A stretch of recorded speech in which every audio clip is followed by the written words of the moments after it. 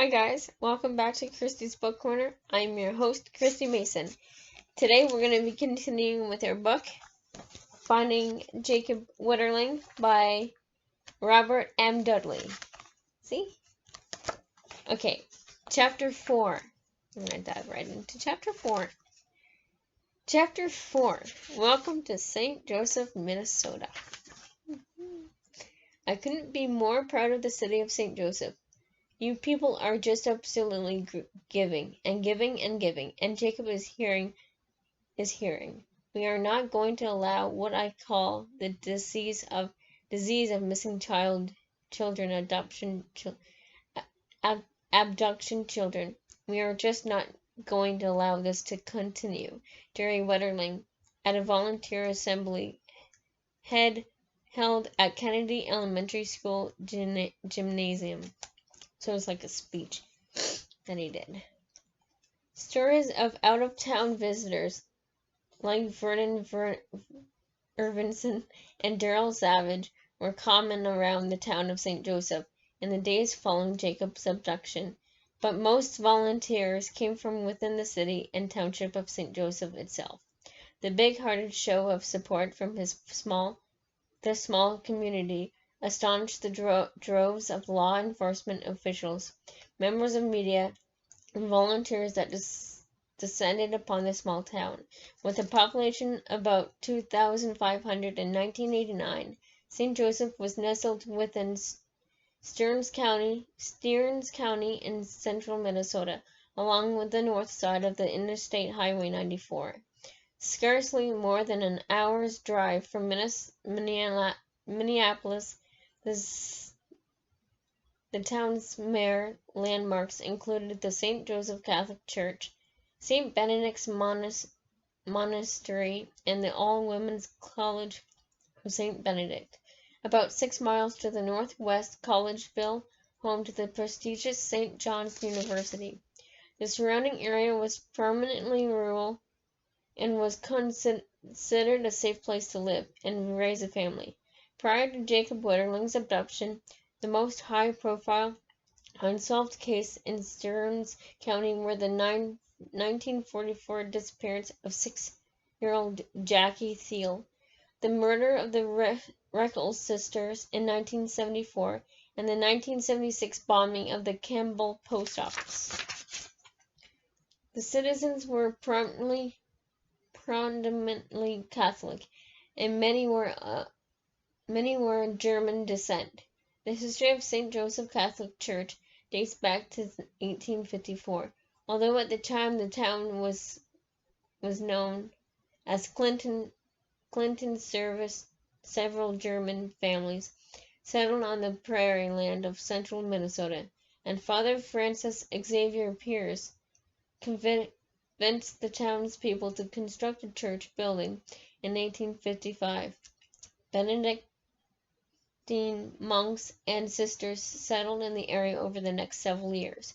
The sisters' convent and school became the centerpiece of town, and it grew into what became the College of St. Benedict. Today it is considered one of the leading liberal arts colleges in the country. The town was renamed to St. Joseph in 1870, after the church upon which it was founded. The hometown residents who gathered at Case Kitchen in downtown St. Joseph were the same faithful folks in the community that united the support of the Wetterling family. The locals with the sense of Midwestern friendliness and hospitality. This was a place where few ever gave a second thought to locking their cars when they went into town for groceries or the doors of their homes at bedtime. Word of Jacob Wetterling's abduction spread like wildfire throughout the town of St. Joseph. By early morning on Monday, October 23rd, 1989, the news was everywhere, having moved from household to household and business by word of mouth.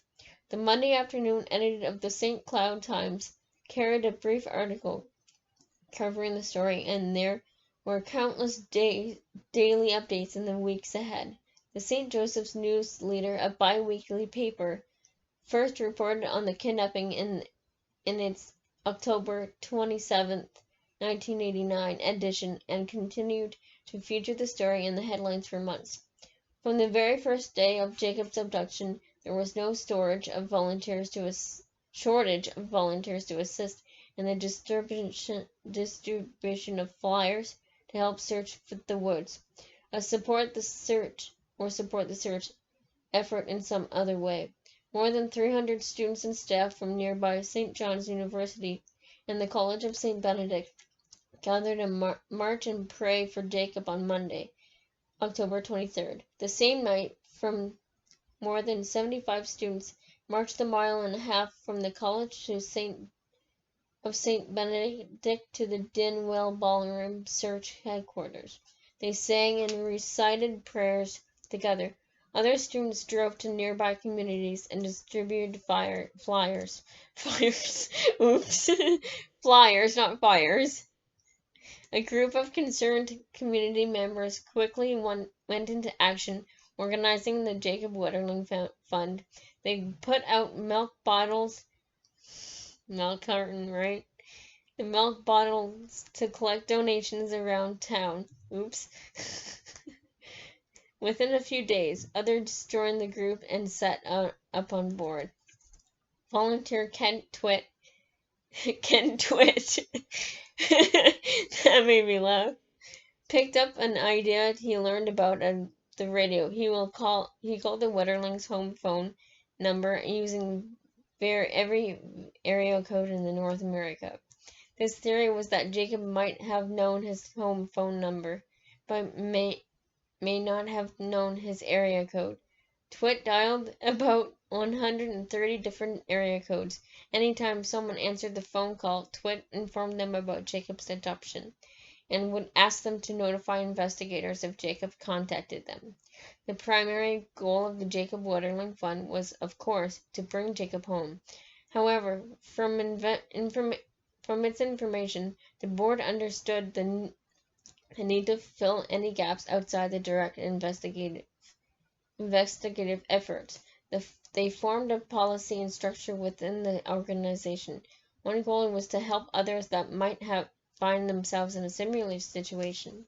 The children of St. Joseph were in the state of disbelief over what had happened to one of their friends.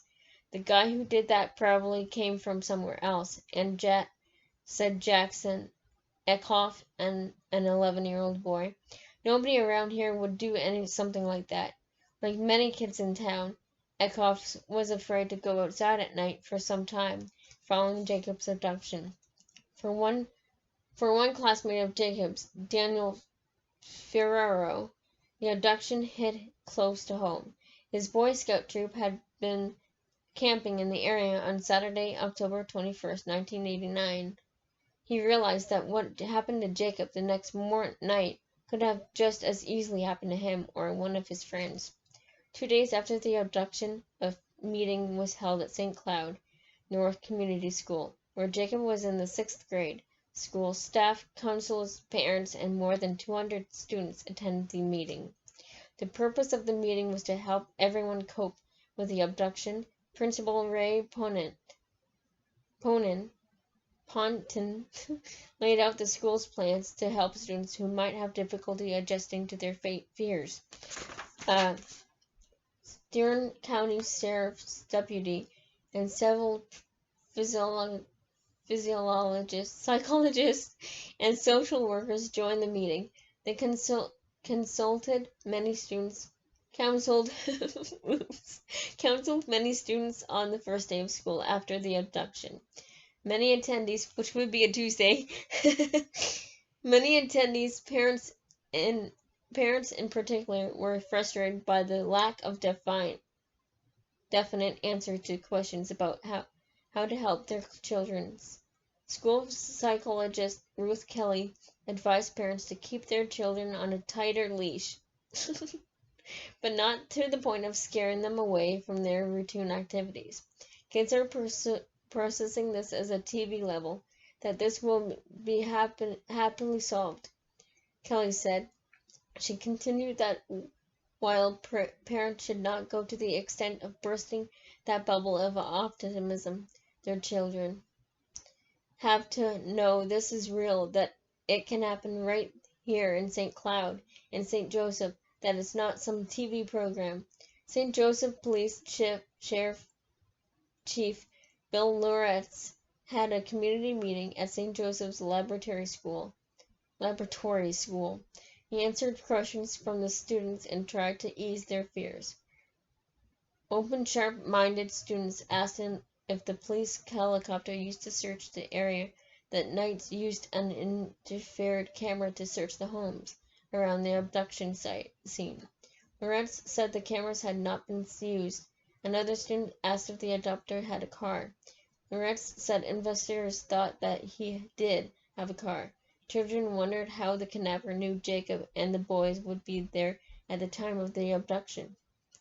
On Wednesday, October 25th, St. Joseph's Church hosted a gathering of 600 people in prayer for Jacob. Patty, Jerry, Amy, Trevor, and Carmen sat in the front pew. The entire congregation behind them praying for Jacob's safe return. We came together this morning to ask God help and mercy. We are here, Jerry and Patty, to do whatever you ask or need until Jacob is found, said Father Tom Gillespie. Donations large and small came from a wide variety of businesses, individuals, and organizations.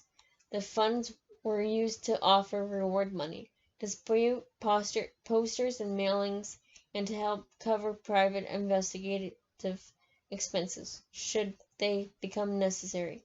Many community events were organized, ranging from cash collection boxes to benefit dances, raffles, and dinners.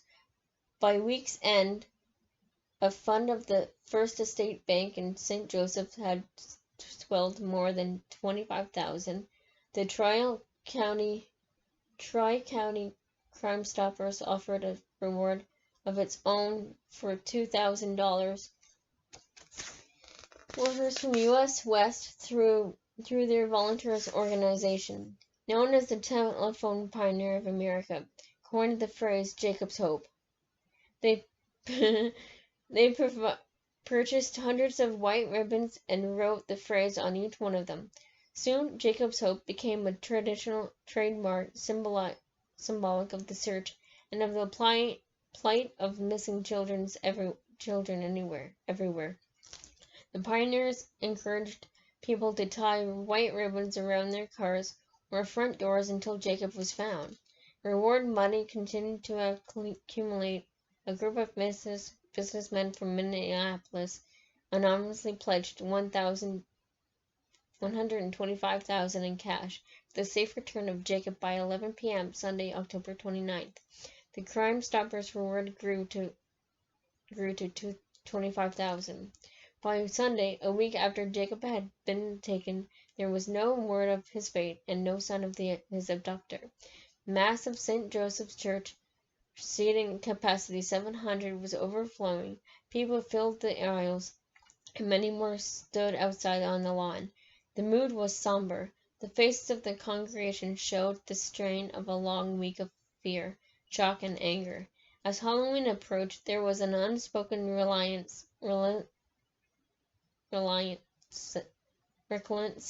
by parents and children alike to go out trick-or-treating instead. Many families hosted and attended private Halloween parties. Downtown businesses donated candy, soda pop, and other treats to a school-sponsored party. In addition, an editorial in the Friday, November 3rd, 1989, St. Cloud Times highlighted the enormous community support for the Wetterling family. The column entitled, "Out Our Midwest Roots Are Showing," noted that it was Midwestern values that were the driving force behind the support of Jacob and his family. It explained that the nation perceives the small towns of the Midwest as the last bastion of safety, the last place anyone would imagine a crime of such magnitude happening. With the surrounding area now saturated with flyers. Vern Irvinson convinced Patty and Jerry to bring in some outside help to take flyer distribution distribution to the next level. The help arrived in the form of San Francisco's David Collins. Collins was uniquely qualified for the task, having coordinated several such mailings over the past 5 years. More relevant, however, was Collins' personal experience. His son Kevin had been kidnapped from a bus stop in San Francisco in 1984. Collins, an unemployed truck driver, had since taken on a role as president of the Kevin Collins Foundation. Oh my god. Okay. almost done. Got this and this. Okay. Has since taken role as president. Okay.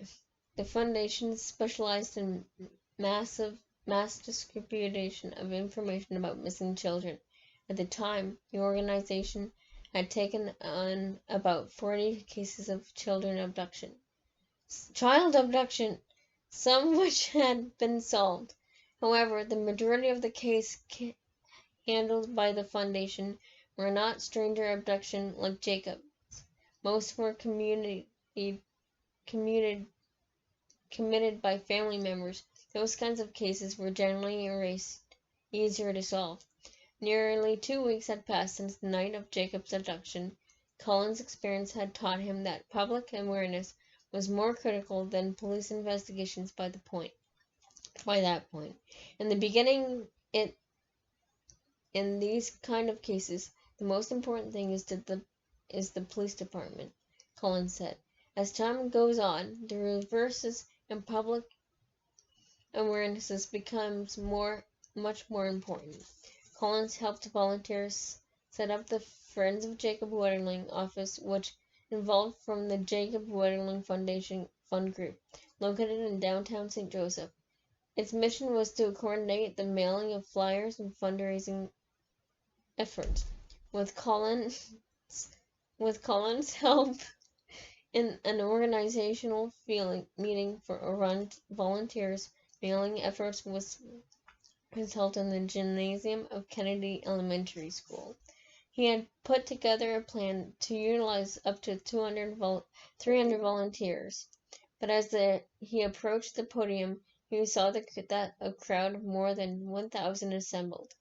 Collins told them they had more help than was needed, that if anyone wanted to leave, they could. No one left. A printing company in St. Cloud donated 330,000 flyers. They were mailed out by the tens of thousands.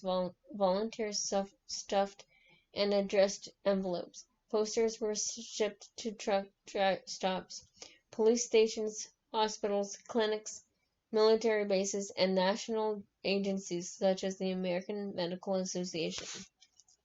The community support from the town of St. Joseph far exceeded Collins' expectations, resulting in the unparalleled distribution of the information. Awareness of Jacob's abduction saturated the Midwest. He stayed in St. Joseph for about a week. Until he was called away to work on another case. Local businesses continued to demonstrate a high level of support, holding multiple fundraisers and events. The Del Wynn Ballroom sponsored a benefit dance and auction. Mark Kurtz, a local artist, donated a golden eagle sculpture. Personal sports teams chipped in to provide prizes. The Minnesota Twins, North Star, and Vikings donated items including game tickets, jerseys, and other equipment. In the end, more than $20,000 was raised during the event. A non-Lutheran church handed over envelopes to about 400 parishioners, each envelope containing 5 flyers for Jacob. Families were also asked to mail the flyers to friends and relatives outside the local area. Some businesses donated postage stamps to assist the mailing efforts. Others donated envelopes or printing services for reward flyers. Members of the Minnesota State Outdoors Advertising Association donated advertising space on 75 billboards across the state. Billboards displayed Jacob's picture and the Crime Stoppers telephone number. And please, there's a typo. Please. It says, oh, please. Oh, never mind. I thought they missed the E on please. Please for information about the case. The photo of Jacob wearing a bright yellow sweater became fixed in the minds of people across the country. The Lions Club in nearby Richmond launched a 100,000 reward campaign to anyone who returned Jacob safely, or provided information that led to his safe return by November 15th, 1989. The reward was offered following the expiration of the 125,000 reward previously offered by the businessmen in Minneapolis. St. Cloud, not St. Joseph, St. Cloud area McDonald's restaurants donated 25 cents for every order of French fries sold. Some locations handed out flyers to drag through customers. The owner of the local Super 8 motel arranged for flyers to be mailed to each of the chain's 660 locations. The St. Paul Pioneer Press utilized their 5,000 newspaper stands across the state to showcase posters of Jacob. A local printing company donated bumper stickers that read, "Remember Jacob." Some people astonished the choice of words, however, because it suggested a pessimistic view of Jacob's fate. A St. Cloud-based Anderson trucking service and Jacob's picture on semi-trailers to be soon seen hundreds of turmoils across the country. Other local trucking companies put posters on their trucks as well. 200 large posters of Jacob were displayed at the Metrodome, the Met Center, and entertainment complexes and other Twin Cities locations. Almost done. Yay. It's a long book. Tomorrow's chapter is going to be long, but might have to do it on the 6th. Volunteers opened an office in St. Joseph with the help of donated filing cabinets, desks, chairs, office supplies, phone lines, and other items. Hotline phones were staffed 7 days a week. Apple Inc. donated an assortment of computers and peripheral support equipment. One of the most memorable events was Hands for Jacob, held on Saturday, November 4th. Two students from Cathedral High School in St. Cloud convinced the idea. Radio station KXSS FM sponsored the event, during which more than 5,000 people joined hands to form a human chain that stretched for nearly 4 miles along Stearns County Road 75. Minnesota twins Dan Gladden and Al Newman, along with team president Jerry Bell, attended the event. Yet the unified community spirit was accompanied by a collective fear. It wasn't spoken of much outside the home, but it lingered in the air. Kids who were ordinarily being sent on errands into town were accompanied by adults or simply stayed home. Children who once pedaled their bicycles to school rode the bus instead. Prior to the abduction, it was not unusual to see 60 bikes in the racks outside Kennedy Elementary School. In the days after, they could be counted on one hand. People not locked their doors at night, and many began to locking them during the day. Children were also I almost said Connecticut. Children were asking their parents difficult questions. Will the man try to take me too? Oh, that's a common question. That's a difficult question, but that's a common question. But if but it was the outward display of community support the pro the public would identify with across the state and the nation. St. Cloud Times edition editor John Bonnet Bonnet summed up the tight-knit effort with his October 28th editorial, written as a message to Jacob. Each day, creative ideas expand the search. Some of the most determined efforts have come more youngsters your age. You should be very proud of your hometown of St. Joseph. Your your friends and neighbors have led the efforts to get your plight out to the state and nation. The 1989 holiday season was approaching, and within the Minnesota winter, outdoor gatherings diminished by displays of lights and messages in support of hope. Jacob took their place, with fewer leads coming in for investigators to follow.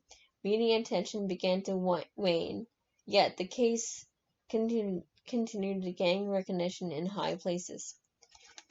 An Anarch resident succeeded in getting word of Jacob's abduction to the Vatican through the local Catholic diocese. Pope John Paul penned a letter in support of the Wetterling family. Patty read the letter aloud for her voice cracking emotion.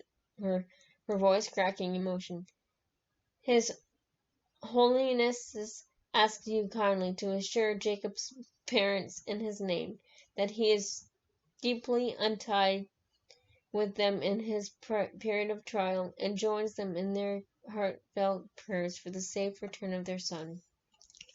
On December 23rd, a group of 10 Vietnam War veterans began a 65-mile walk from Anca to the Wetterling home to raise money and to raise public awareness. They marched into St. Joseph's on Christmas Day. Although winter brought an end to the public rallies and events, the community came together once more time. Friends and family gathered at the Lake George shelter to celebrate Jacob's 12th birthday on February 7, 1990. The support for Jacob Wetterling and his family from the people of St. Joseph and the surrounding area was overwhelming. By all measures, the energy and committed to demonstrated was unprecedented, and hope for his safe return endured in the hearts and minds of the community. Jacob's 12th birthday would become a special day for all other children as well. It was the day that Jacob Wetterling Foundation was born. Oh, really? Wow. The organization, known as the Jacob Wetterling Fund, had been established within days of his adoption. Abduction. Its primary adoption.